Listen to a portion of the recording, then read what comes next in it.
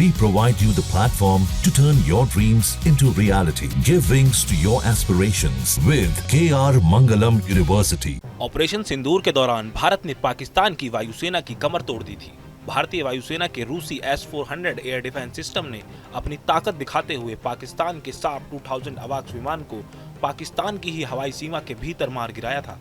जी हां, 314 किलोमीटर दूर से निशाना साधा गया। सिर्फ एक बटन दबा और पाकिस्तान का हवाई जासूस धराशायी कर दिया। इसके बाद पाकिस्तान ने अपनी सभी एयरबोर्न वार्निंग सिस्टम को जमीन पर खड़ा कर दिया। अब ऐसे में जब पाकिस्तान S-400 की ही काट नहीं खोज पा रहा, वहीं भारत एक कदम और आगे बढ़ने की तैयारी में है। खबर है कि भारत ने चीन और पाकिस्तान की J-35 स्टेल्थ फाइटर डील से निपटने के लिए रूस से S-500 की खरीद को लेकर बातचीत शुरू कर दी है। ANI की रिपोर्ट के मुताबिक भारत और रूस के बीच अब S-500 एयर डिफेंस सिस्टम की खरीद को लेकर बातचीत शुरू हो गई है और अंतिम स्तर तक पहुंच चुकी है। भारत पहले ही S-400 के 5 यूनिट का ऑर्डर रूस को दे चुका है, जिनमें से 3 यूनिट भारत को मिल भी चुके हैं। बाकी 2 यूनिट 2026 तक भारत को मिल जाएंगे।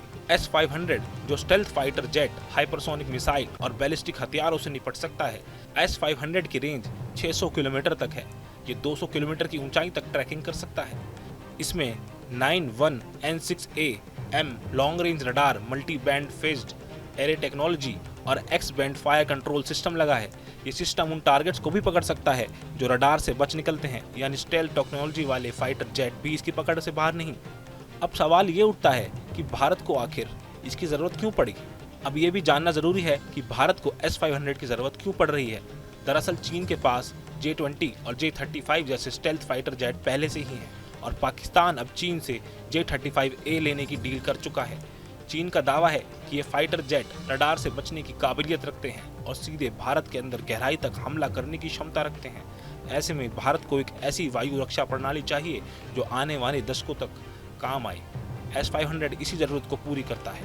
S-500 खरीदने का मतलब सिर्फ ताकत हासिल करना ही नहीं, ये एक राजनयिक संतुलन की भी परीक्षा होगी।